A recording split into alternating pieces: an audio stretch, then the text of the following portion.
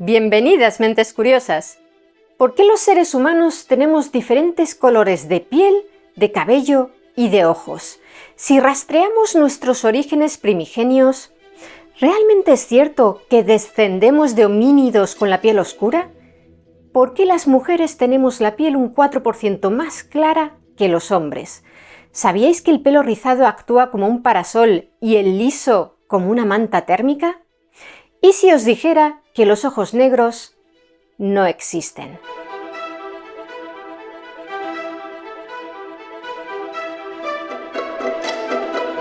Hoy vamos a hablar de un tema que seguro que muchos os habéis planteado a lo largo de vuestra vida.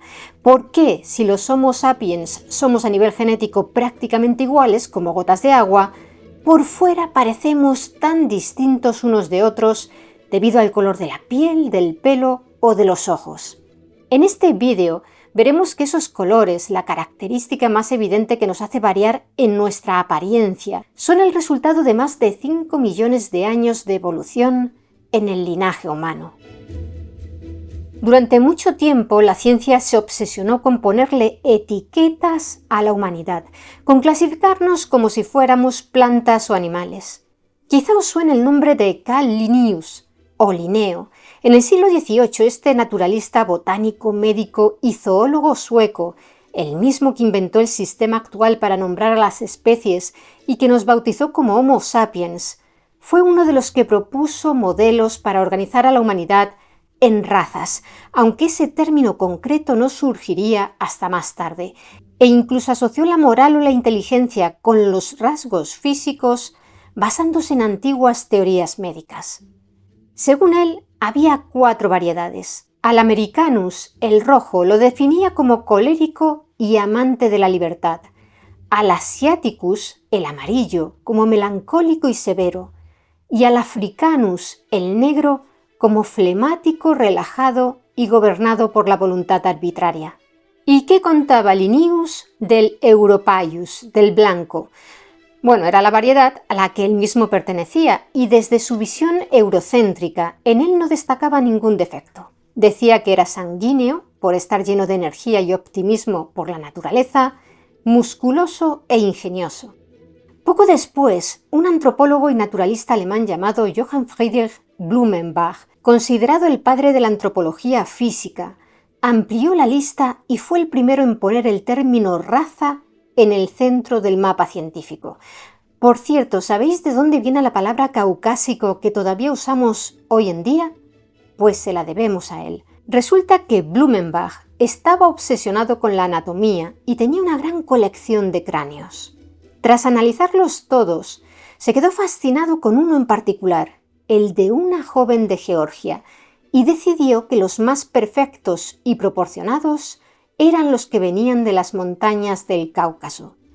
Para él, esa era la raza original, la más bella, y sostenía que todas las demás no eran más que variaciones o degeneraciones, como él decía, provocadas por el clima y la alimentación al alejarse de ese paraíso original. Así estableció sus famosas 5 categorías: la caucásica, que es la blanca, la mongólica, la amarilla, la etíope, que es la negra, la americana, la roja, y la malaya, la marrón. Quizá os sorprenda saber que, pese a sentar las bases morfológicas del racismo científico posterior, al considerar a la forma blanca caucásica como la original y a las demás como degeneraciones derivadas del clima, Blumenbach creía firmemente en la unidad de la especie. Aunque sostenía una evidente preferencia estética por el cráneo europeo, argumentaba que todos los seres humanos tenemos el mismo potencial intelectual. De hecho, disponía de una biblioteca llena de libros escritos por autores africanos que usaba como herramienta para desafiar las teorías que sostenían que las personas negras eran de una especie distinta o incapaces de logros científicos. A medida que avanzamos en el tiempo, la clasificación de la humanidad se volvió más técnica. El naturalista francés Georges Cuvier, conocido como el padre de la anatomía comparada, crucial en el desarrollo de la paleontología y una de las figuras más influyentes de la ciencia del siglo XIX, decidió que las listas de sus predecesores eran demasiado largas. Para él, la diversidad humana podía resumirse en solo 3 grandes troncos, basándose estrictamente en lo que veía en sus disecciones y estudios de esqueletos. Cuvier estableció lo que durante décadas se enseñó en casi todo el mundo como la verdad absoluta, la división en 3 razas principales. Según su esquema estaban la caucásica o blanca, la mongólica o amarilla y la etíope o negra. Él no hablaba de variedades climáticas como los anteriores. Al ser un estudioso de los fósiles, creía en una anatomía inamovible, por lo que para Cuvier estas diferencias eran profundas y permanentes. De hecho, fue uno de los grandes defensores de que estas ramas se habían separado hace muchísimo tiempo, lo que en aquel entonces daba pie a pensar que cada grupo tenía capacidades y destinos diferentes en la historia de la civilización. La ciencia de aquella época intentaba reducir toda la complejidad de nuestra especie a la forma de una mandíbula o al ángulo de un cráneo. Cuvier representaba esa corriente que buscaba el orden a toda costa, convencido de que la naturaleza misma había trazado fronteras invisibles pero infranqueables entre nosotros. Todos estos científicos que hemos nombrado y otros muchos que no hemos mencionado se basaban para hacer sus listas en la morfología externa, lo que se ve a simple vista, forma del cráneo, color de la piel, pero ellos vivieron en una época anterior al descubrimiento de los genes. No sabían que nuestra apariencia externa es solo un espejismo de lo que ocultamos en nuestro interior. Resulta que la genética actual nos dice que hay mucha más variabilidad genética entre 2 personas dentro de un mismo grupo africano que entre un habitante de Noruega y uno de Corea. ¿Cómo se explica esto? Pues porque nuestra especie pasó la mayor parte de su historia en África, acumulando allí una diversidad inmensa. Los que salieron del continente africano para poblar el resto del mundo eran solo un pequeño grupo, una muestra reducida que se llevó consigo únicamente una fracción de toda esa variedad. Por eso, aunque por fuera nos veamos tan distintos debido a adaptaciones climáticas como el color de la piel o la forma de los ojos, en lo profundo de nuestras células somos un mapa de coincidencias que no entiende de las fronteras ni de las etiquetas que inventó el siglo XIX. A más de uno estos datos le van a romper los esquemas, pero la genética es así, no entiende de banderas ni de colores, solo de mutaciones y de tiempo. Como advierte la antropóloga y paleobióloga estadounidense Nina Jablonski, catedrática en la Universidad Estatal de Pensilvania, las características biológicas no son ni buenas ni malas, son simplemente cualidades que han evolucionado para ayudarnos a sobrevivir. El color de la piel se hereda de forma totalmente independiente y no tiene ninguna relación con el comportamiento, la inteligencia o el carácter de una persona. La idea de la raza es una construcción social. La inventaron las personas, no la naturaleza. Y los datos no mienten. La finalización del proyecto Genoma Humano en el año 2003 confirmó el dato de que los seres humanos son idénticos en un 99,9% a nivel de ADN. Ese 0,1% de diferencia alberga toda la variabilidad genética responsable de las diferencias individuales en lo que respecta a las posibilidades de desarrollar ciertas enfermedades, las habilidades innatas y los rasgos físicos observables, como el color de la piel o la estatura. En marzo de 2019, la Asociación Estadounidense de Antropólogos Biológicos emitió una declaración en la que subrayaban que el concepto de raza no es una representación fiel de nuestra variación biológica, ni ahora ni hace siglos o milenios. Estos científicos admitieron que su propia disciplina había ayudado en el pasado a justificar el racismo, pero que hoy, con el mapa del genoma en la mano, es imposible sostener que existan grupos humanos biológicamente puros o separados. Somos una mezcla continua. ¿Os imagináis lo que habrían pensado Linnaeus, Blumenbach y Cuvier si hubieran tenido acceso a un secuenciador de ADN en su época?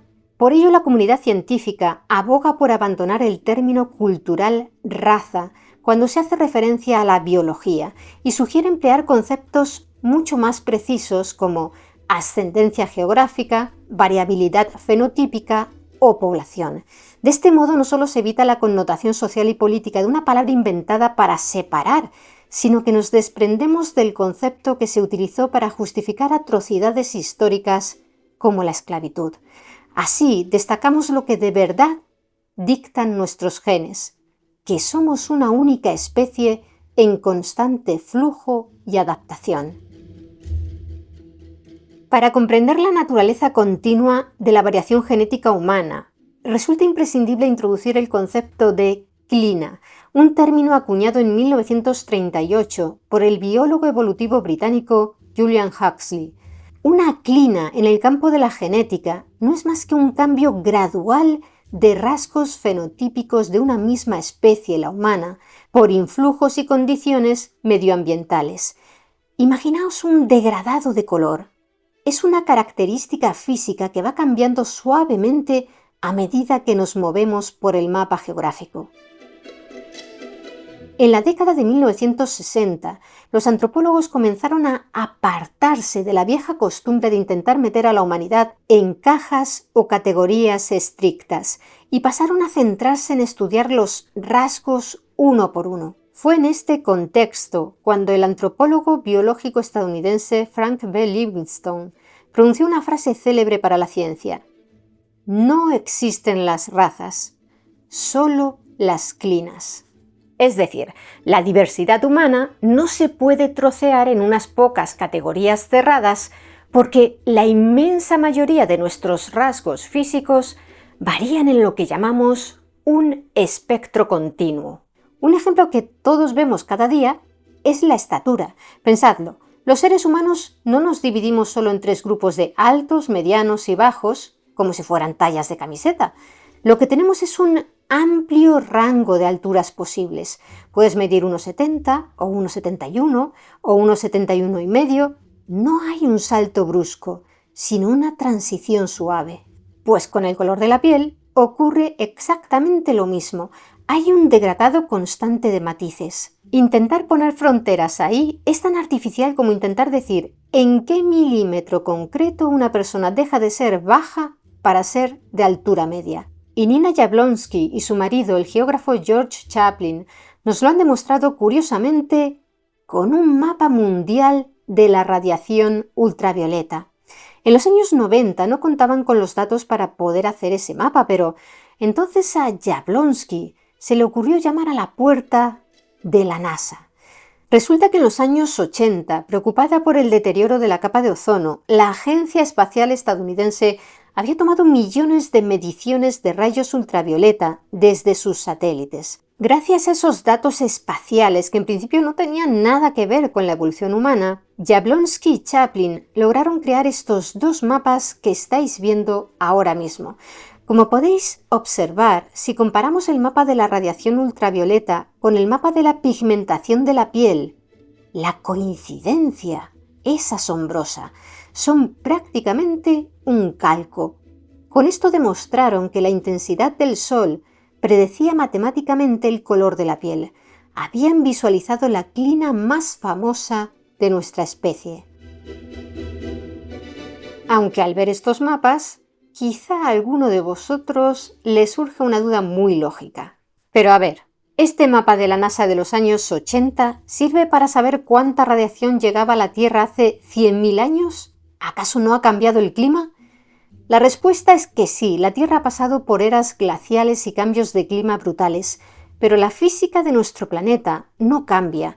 Como la Tierra es casi esférica, el ecuador siempre ha recibido el impacto directo y abrasador de los rayos del sol, mientras que cerca de los polos la luz siempre ha entrado de forma inclinada y mucho más débil. Así que ese degradado de radiación ultravioleta lleva siendo exactamente el mismo desde muchísimo antes de que diéramos nuestros primeros pasos fuera de África. Pero para entender cómo se ha pintado ese mapa de la piel humana a lo largo del planeta, tenemos que viajar a nuestro pasado más remoto. Si hiciéramos un árbol genealógico gigante de la humanidad, las raíces y el tronco principal estarían profundamente enterrados en suelo africano. El Homo sapiens surgió allí hace unos 300.000 años, pero la historia de nuestra piel se remonta mucho más en el tiempo. Según los antropólogos, lo más probable es que nuestros antepasados más remotos, los que todavía estaban cubiertos de un denso pelaje oscuro como los chimpancés actuales, tuvieran la piel clara. Piénsalo, si tienes un abrigo de pelo grueso que te protege de las quemaduras del sol, tu piel no necesita pigmento para defenderse. Es como cuando le apartas el pelo a un perro o a un simio.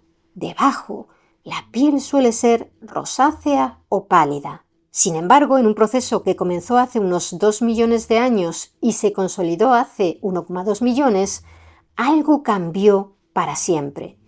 Nuestros ancestros empezaron a moverse más, a correr por la sabana abierta y a necesitar un sistema de refrigeración más eficiente para no sobrecalentarse mientras cazaban o recolectaban durante el día.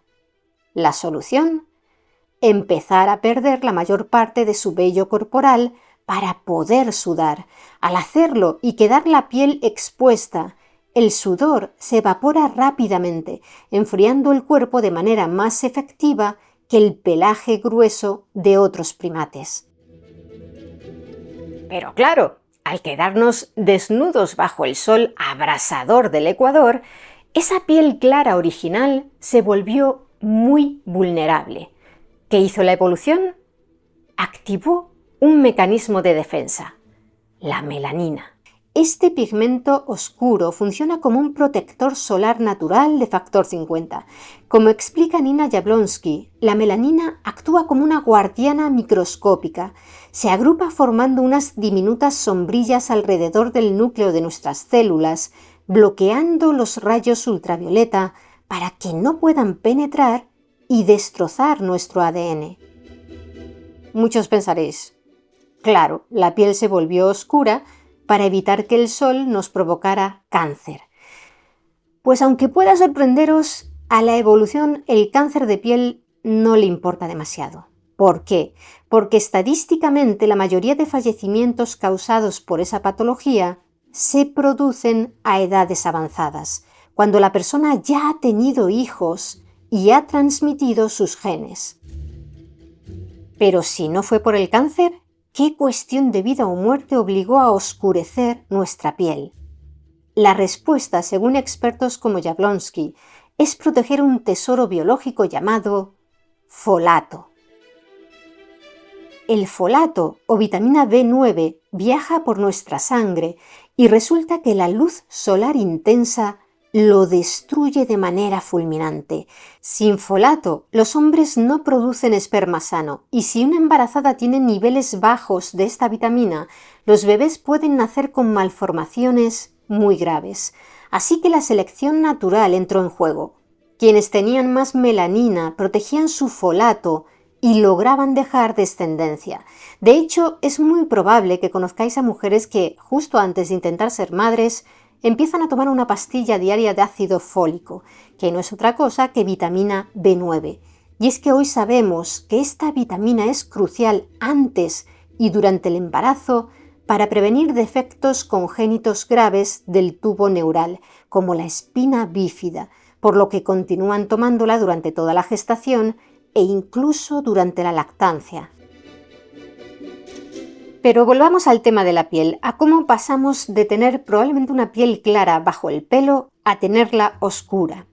Como veis, ser negro no era ninguna raza, era la norma absoluta de supervivencia.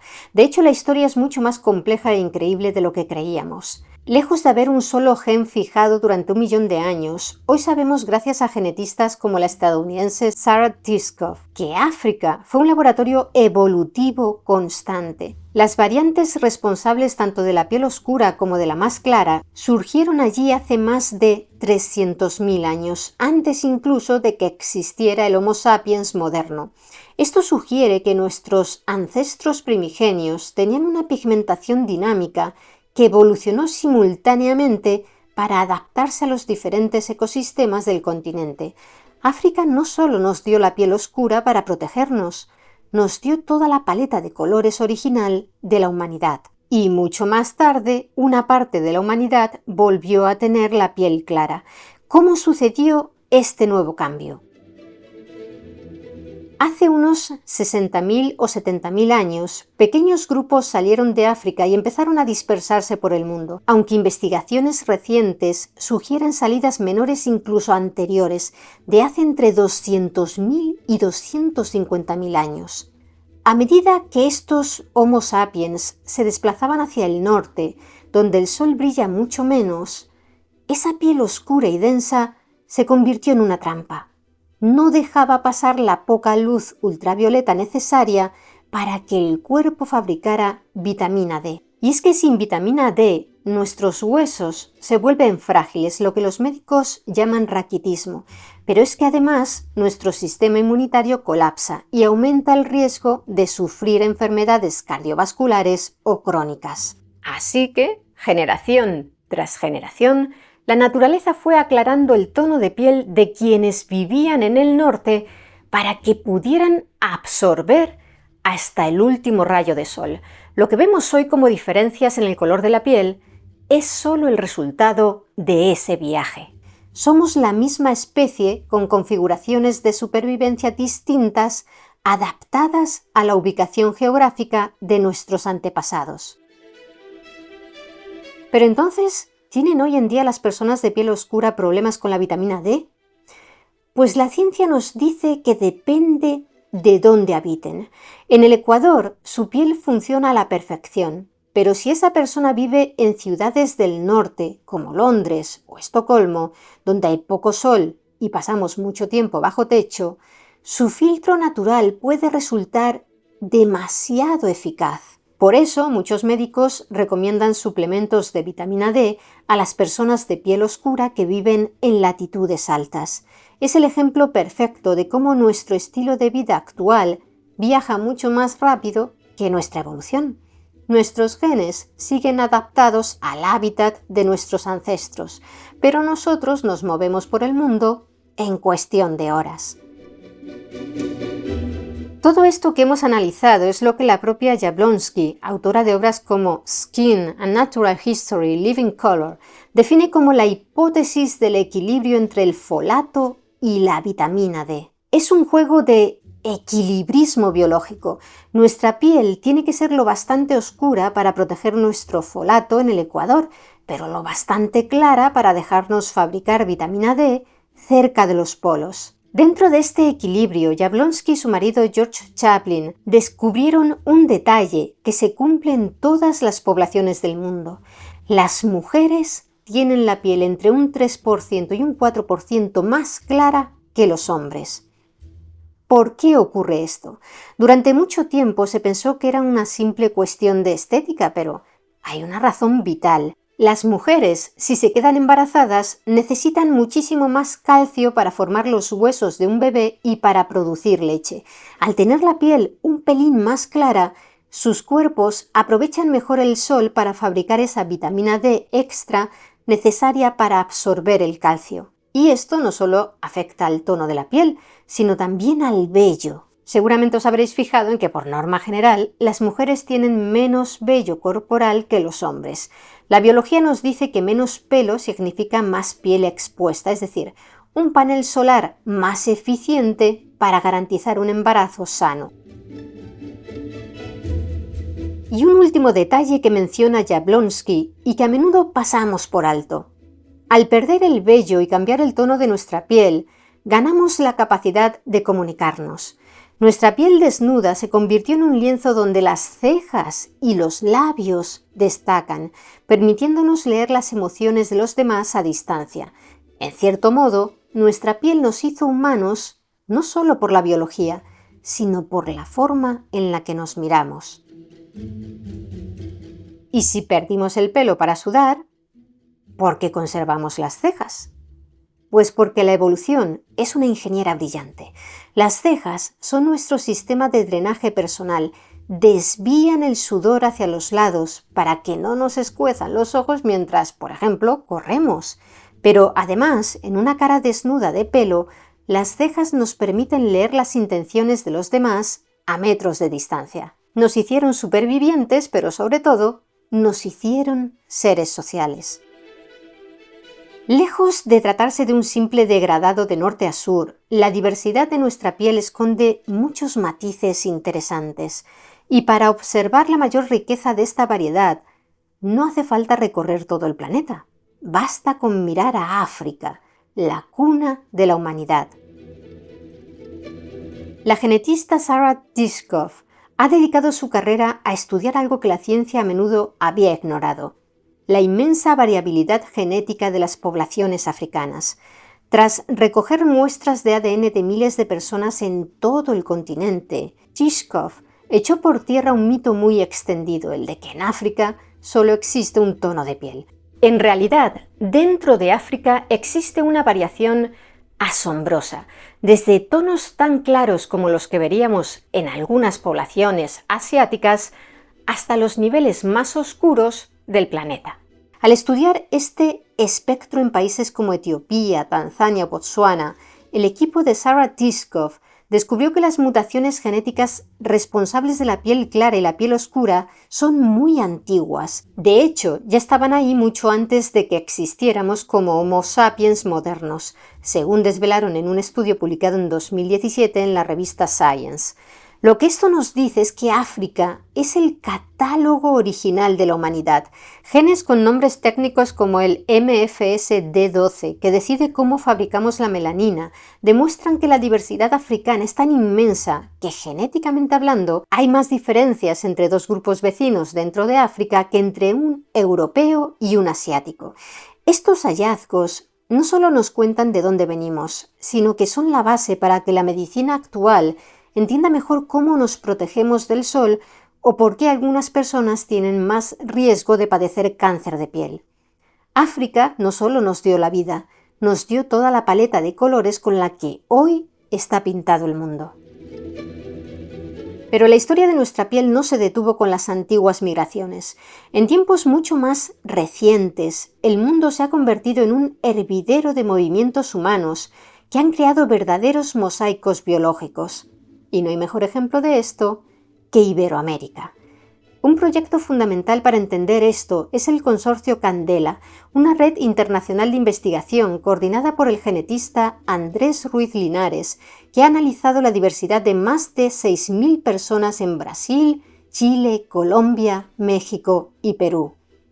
Lo que este consorcio está demostrando es que la piel de los iberoamericanos es el resultado de un cruce histórico único entre raíces nativas, europeas y africanas.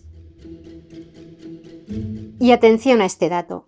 El estudio ha demostrado que la piel clara evolucionó de forma independiente en distintas partes del mundo gracias a rutas genéticas distintas, mientras que los europeos aclararon su piel basándose sobre todo en mutaciones en genes como el SLC24A5, los pueblos nativos americanos y los habitantes de Asia Oriental comparten una mutación despigmentante única en un gen llamado MFSD12. Esta variante surgió en Asia hace unos 40.000 años para poder fabricar vitamina D en latitudes frías y fue llevada hacia América por los primeros pobladores que cruzaron el estrecho de Bering hace unos 23.000 años. Es una prueba fascinante de cómo la naturaleza encontró distintos caminos químicos para lograr un mismo objetivo. Como estamos viendo, hay muchas formas genéticas de tener la piel clara u oscura. Sin embargo, hay una realidad que la ciencia no puede ignorar. A lo largo de los siglos, estas sutiles diferencias biológicas en la pigmentación se transformaron en herramientas de poder. Durante mucho tiempo se utilizó el color de la piel como una etiqueta para clasificar a los seres humanos en razas, bajo la falsa idea de que el tono exterior reflejaba capacidades intelectuales o morales diferentes. Hoy la genética moderna ha demostrado que ese concepto de raza, como decíamos antes, no tiene una base biológica real. Genéticamente, dos personas con el mismo color de piel pueden ser más diferentes entre sí que dos personas de continentes distintos. El racismo no nació de la ciencia, sino de una interpretación sesgada de la apariencia para justificar sistemas de dominación y desigualdad. Comprender que nuestra piel es simplemente una respuesta adaptativa al sol, un delicado equilibrio químico para sobrevivir, es el primer paso para desmantelar esos mitos. No somos linajes separados, somos una sola especie que en su viaje por el planeta ha ido cambiando de color para proteger su vida. Y a veces, como veremos ahora con los inuit, la naturaleza encuentra caminos todavía más sorprendentes para romper nuestras propias reglas.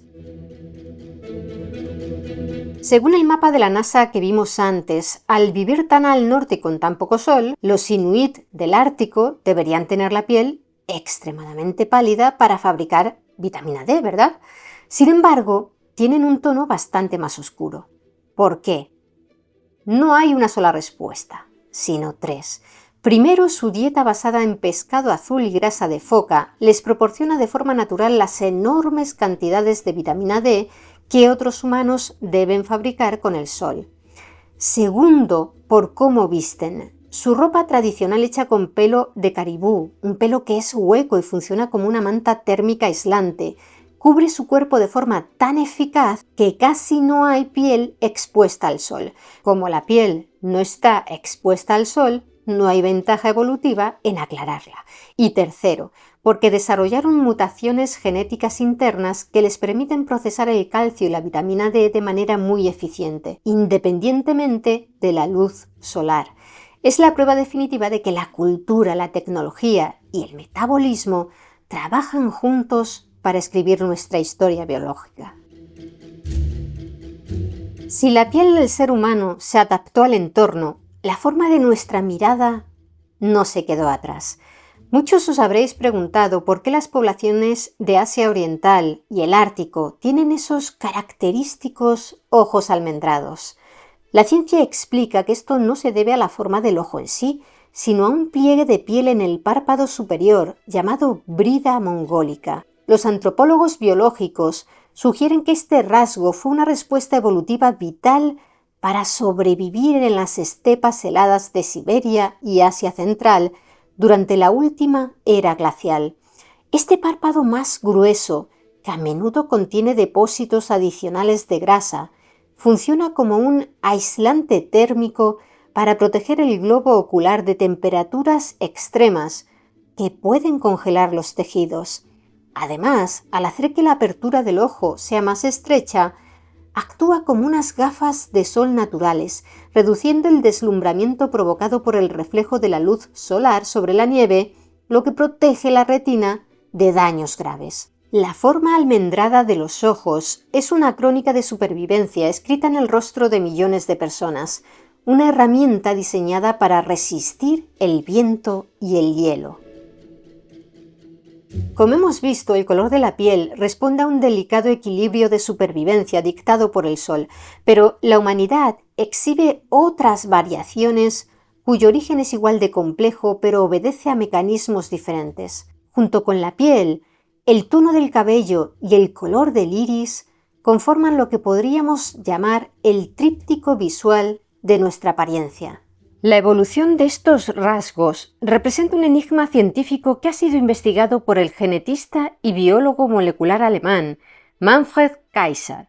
Este catedrático de biología molecular forense ha demostrado que, a diferencia de la piel, donde la evolución fue una lucha extrema por las vitaminas, la variedad de colores de pelo y ojos en Eurasia parece estar más influenciada por el azar y la selección sexual. Esto no significa que el color del pelo sea irrelevante. Como veremos enseguida, el oscuro protege mejor del sol debido sobre todo a la mayor concentración de melanina. Pero en las latitudes del norte, donde la radiación es débil, esa protección dejó de ser vital y se extendieron nuevos rasgos, más claros. Los científicos barajan tres razones. Una de ellas es la selección sexual o el efecto novedad. Imaginaos a nuestros antepasados hace unos 10.000 años. Eran grupos muy pequeños y aislados. en un mundo donde casi todo el mundo tenía el pelo y los ojos oscuros, de repente, por una mutación genética, un error de copia en el ADN, nace alguien con los ojos azules o el pelo claro. Estudios evolutivos sugieren que este rasgo nuevo pudo resultar bastante atractivo. Es lo que en biología llaman selección dependiente de la frecuencia. Lo que es raro y escaso llama más la atención y a veces se percibe como más deseable. Quizá, según teorizan algunos expertos, sea debido a que tengamos una tendencia atávica a buscar pareja alejada de la población en la que nacemos para evitar la endogamia. Del mismo modo que tendemos a sentirnos menos atraídos sexualmente de adultos por otros adultos con los que nos hemos criado de niños, como un reflejo biológico contra el incesto. Fuera por lo que fuese, al tener más éxito a la hora de encontrar pareja, esos pioneros del pelo claro dejaron muchísima más descendencia expandiendo el rasgo rápidamente por puro marketing biológico. Otra de las razones es el azar genético. Durante la última glaciación, los humanos en Europa vivían en grupos minúsculos separados por hielos infranqueables. En poblaciones tan pequeñas, el azar manda. Si en una tribu de apenas 40 personas, las 2 familias que portaban el gen del pelo rubio resultaban ser por casualidad las que tenían más hijos, ese rasgo se convertía en la norma de esa aldea en solo 3 generaciones. No es que el rubio fuera mejor para cazar, es que simplemente ganó la lotería de la reproducción en ese momento y lugar. Por último, hay una tercera teoría sobre este tema muy curiosa: el efecto polizón. Los genes que aclaran la piel para absorber vitamina D suelen estar cerca de los genes que aclaran el pelo. A veces, cuando la evolución elige la piel clara para que el grupo no enferme de raquitismo, el pelo rubio se cuela en el pack genético como un polizón. No lo elegimos a él, pero venía en el mismo barco que la supervivencia. Hemos mencionado los ojos azules. Seguro que conocéis algún caso de 2 padres con ojos marrones que de repente tienen un hijo con los ojos azules. ¿Cómo es posible si no hay nadie más en la familia directa con los ojos de ese color? Pues porque la genética no funciona mezclando colores, sino heredando instrucciones ocultas. El color marrón es un rasgo dominante, es el jefe que siempre se hace notar. En cambio, el azul es recesivo, como un código secreto que puede viajar en el ADN durante generaciones sin que nadie lo vea. Si ambos padres, aunque tengan los ojos oscuros, guardan esa pequeña instrucción azul y se la pasan a la vez a su hijo, el niño nace con ojos claros. Nuestra apariencia es en realidad un archivo histórico de antepasados que quizá nunca llegamos a conocer. Hemos mencionado los ojos azules. Seguro que conocéis muchísimas canciones dedicadas a los ojos negros. A mí se me vienen a la cabeza clásicos como Esos ojos negros de Duncan Du o incluso el famosísimo vals del ucraniano Yevhen Hrubinka.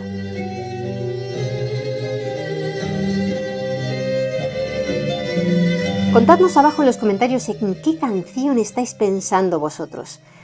Pero tenemos que daros una noticia que va a romper un poco el romanticismo. Los ojos negros no existen. Lo que llamamos ojos negros es en realidad un marrón chocolate tan profundo y cargado de melanina que absorbe casi toda la luz. Es un truco de nuestra vista. De hecho, todos tenemos el mismo ingrediente base en el iris. No es que unos tengan pintura azul y otros marrón, es que la luz rebota de forma distinta según la cantidad de melanina. Los ojos azules son, básicamente, ojos con muy poco pigmento donde la luz entra y se dispersa, creando ese efecto, exactamente igual que ocurre con el color azul del cielo. Pero ¿cómo se escribe exactamente el color de nuestros ojos en el ADN? El genetista Manfred Kaiser y su equipo descubrieron que todo depende de unos pocos genes que funcionan como un equipo de ingenieros. El más importante es un fragmento del gen HERC2, que actúa como un interruptor. Él decide si se enciende o se apaga otro gen llamado OCA2, que es el encargado de fabricar la melanina en el iris.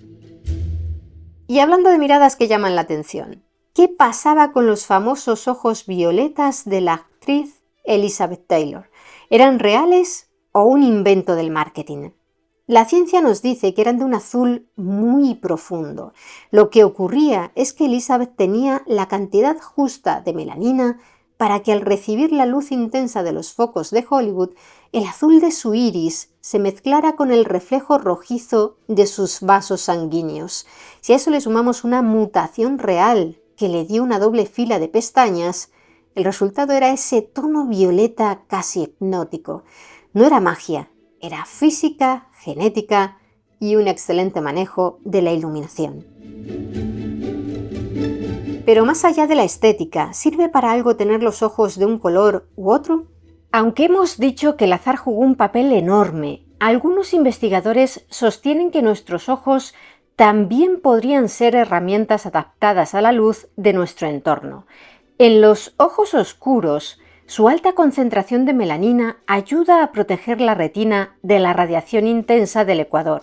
En cambio, los ojos claros funcionan casi como sensores de luz. Al tener menos filtro, dejan pasar más claridad. Aunque no nos dan visión nocturna, se cree que quizá ayudaron a nuestros antepasados a manejarse mejor en los días cortos y nublados del norte de Europa, aprovechando hasta el último rayo de luz disponible. Ni mejores ni peores, solo herramientas distintas según el mapa.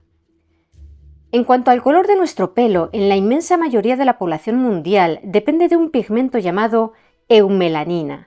Este pigmento tiene dos variantes, una negra y otra marrón. La combinación de ambas y sobre todo su densidad dentro de la fibra capilar es lo que crea toda la gama que vemos. Cuanta más eumelanina negra se acumula, más oscuro y profundo es el cabello. Si predomina la variante marrón en baja concentración, aparecen los castaños y los rubios. Es como una paleta de pintor donde la cantidad de tinta y el tipo de pigmento deciden si tu pelo será negro azabache, castaño chocolate o rubio platino. Sin embargo, hay una excepción que rompe esta regla: los pelirrojos. Aquí no es una cuestión de cantidad, sino de un cambio en la fórmula química del pigmento. Debido a una variante en el gen MC1R, su cuerpo apenas fabrica la eumelanina oscura común y en su lugar produce feomelanina, un pigmento de estructura distinta con tonos rojizos y amarillos. Ser pelirrojo no es solo una curiosidad estética, conlleva un desafío biológico. La ciencia ha descubierto que la feomelanina es un escudo muy traicionero frente al sol. A diferencia del pigmento oscuro que absorbe y neutraliza la radiación, el pigmento rojo es químicamente inestable. Cuando recibe rayos ultravioleta, puede reaccionar liberando moléculas que dañan la piel incluso más que el propio sol. Es decir, en lugar de proteger, el pigmento puede volverse en contra de la propia célula. Por eso, a nivel evolutivo, este rasgo solo prosperó en lugares con muy poco sol, como Escocia o Irlanda. Allí el riesgo de daño solar era mínimo y, a cambio, su piel extremadamente clara les permitía fabricar vitamina D a una velocidad récord bajo cielos siempre nublados. Y claro, no podemos hablar del color del pelo sin mencionar qué ocurre cuando desaparece, las canas. A diferencia de lo que mucha gente cree, el pelo no se tiñe de blanco o gris. Lo que ocurre es que los melanocitos, esas fábricas de pigmento que tenemos en la base de cada folículo, tienen un número limitado de usos. Con el paso del tiempo, el estrés o la propia genética, estas células simplemente se agotan y dejan de producir melanina. Cuando un pelo nace sin una sola gota de pigmento, es transparente, pero al reflejar la luz, nosotros lo percibimos como blanco. Curiosamente, estudios recientes han confirmado algo que todos sospechábamos. El estrés crónico puede acelerar este proceso, haciendo que las células madre que regeneran el pigmento se agoten prematuramente. Así que, en cierto modo, nuestras canas son el registro de nuestra edad, pero también de las batallas que ha librado nuestro sistema nervioso. Seguro que habéis oído historias de personas a las que se les puso el pelo blanco tras sufrir un gran susto o atravesar una época muy mala en su vida. En ese caso, ¿La situación es reversible? ¿El pelo canoso puede volver a tener pigmentación? La ciencia nos dice que si la cana ha aparecido puramente por estrés y no por envejecimiento genético, sí puede recuperar su color. Hay investigadores que apuntan que cuando el nivel de estrés baja drásticamente, como durante unas vacaciones relajadas, algunos folículos pueden volver a encender la maquinaria del pigmento. Es como si las células madre se hubieran tomado un descanso forzado por la presión y al desaparecer esta, volvieran al trabajo. No obstante, hay un pero. Esto solo funciona si el folículo aún es joven y funcional. Una vez que la fábrica de color ha cerrado definitivamente por la edad, no hay vacaciones en el Caribe que la vuelvan a abrir. Pero saber que nuestro estado de ánimo puede volver a pintar nuestra biología es una prueba increíble de lo conectados que están nuestra mente y nuestro cuerpo. Y si el color es una cuestión de química, la textura, si ese pelo nace liso, ondulado o rizado, representa otra interesante historia de adaptación y diversidad. La antropóloga biológica Tina Lasisi, en colaboración con Nina Jablonski, ha estudiado cómo el cabello rizado fue crucial en la evolución del ser humano. Mediante experimentos con maniquíes térmicos, Lasisi demostró que el cabello muy rizado actúa como un parasol natural. Esta textura minimiza el calor que absorbe el cuero cabelludo sin impedir que el sudor se evapore, lo que permitió a los primeros humanos mantener el cerebro fresco bajo el sol de África. Sin embargo, al migrar fuera de África, las reglas cambiaron y surgieron nuevas texturas de forma independiente. En Europa, la variación está dictada por el gen TCHH, que produce la proteína tricoialina y decide si tu pelo será liso o rizado. Pero en Asia Oriental y en los nativos americanos, el pelo liso y grueso obedece a una mutación totalmente distinta en el gen EDA-AR, originada hace unos 30.000 años en el centro de China. ¿Por qué surgió el pelo liso? La ciencia tiene respuestas curiosas. Por un lado, el frío. En el norte de Eurasia ya no hacía falta protegerse del sol y las pruebas térmicas muestran que el pelo liso es un excelente conservador del calor. Funciona como una manta sobre el cuero cabelludo, ideal para sobrevivir a inviernos duros. Pero la historia del gen EDAR en Asia Oriental y en los nativos americanos es muy distinta y tiene que ver con la pleiotropía, es decir, la capacidad de un solo gen para alterar muchas cosas a la vez. Durante mucho tiempo se pensó que esta mutación surgió para ayudarnos a sudar mejor, pero investigaciones más recientes nos cuentan otra historia. Hace unos 20.000 años, durante la era glacial, grupos de humanos quedaron aislados en la región ártica de Beringia. Allí, bajo un cielo casi siempre oscuro, era imposible fabricar vitamina D a través de la piel. Fue entonces cuando la mutación en el gen EDAR aumentó la ramificación de los conductos en las glándulas mamarias, permitiendo que las madres transfirieran a sus bebés la vitamina D y los nutrientes que ellas obtenían de comer grasa de foca y pescado. En este contexto, el pelo liso y grueso, los dientes en forma de pala y el aumento de las glándulas sudoríparas fueron en realidad subproductos evolutivos. Estos rasgos prosperaron porque compartían el mismo enchufe genético que garantizaba la supervivencia de los recién nacidos en un desierto de hielo. Finalmente, en Europa, al desaparecer la urgencia de protegerse del sol, la variedad de texturas, lisos, ondas, rizos, prosperó por puro azar o porque resultaban atractivas, creando el catálogo de peinados naturales que vemos hoy en las calles de París, Madrid, Roma o Berlín. Como hemos visto, las pretensiones de pureza de sangre o de linajes inmutables carecen por completo de fundamento ante la evidencia del ADN. A través de las conquistas, el comercio y la simple búsqueda de nuevos horizontes, la humanidad ha tejido desde sus albores una red biológica totalmente interconectada. El estudio de nuestra variabilidad confirma un hecho innegable. Somos una sola especie. El 99,9% del genoma que compartimos es el testamento de nuestro origen común en África. La idea de dividir a las personas en razas es un error de percepción de siglos pasados, una construcción social impuesta de manera artificial sobre un mapa biológico donde las variaciones carecen de fronteras. El color de la piel, usado con tanta frecuencia como pretexto para discriminar, no es más que ese sofisticado escudo evolutivo que hemos analizado, un compromiso geográfico para equilibrar la protección del folato con la necesidad de vitamina D.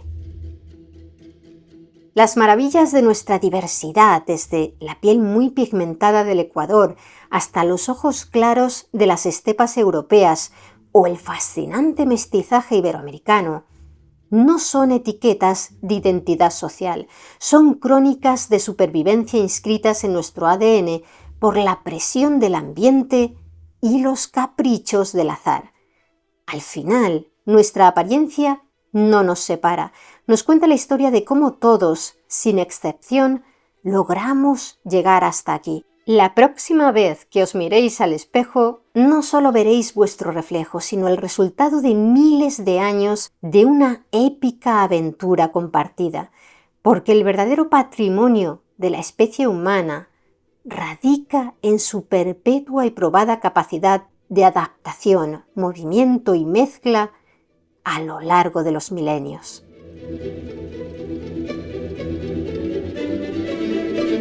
¿Y vosotros? ¿Qué opináis sobre todo este tema? ¿Hay alguna curiosidad que os haya llamado especialmente la atención? Me gustaría que nos lo contarais abajo en los comentarios. Y si queréis conocer más historias interesantes, suscribíos a nuestro canal y activad el botón de la campana. Por cierto, si os apetece saber cuál es el origen del ser humano, de dónde venimos, no os perdáis este otro documental. Muchas gracias por estar ahí, mentes curiosas. Nos vemos en el siguiente vídeo.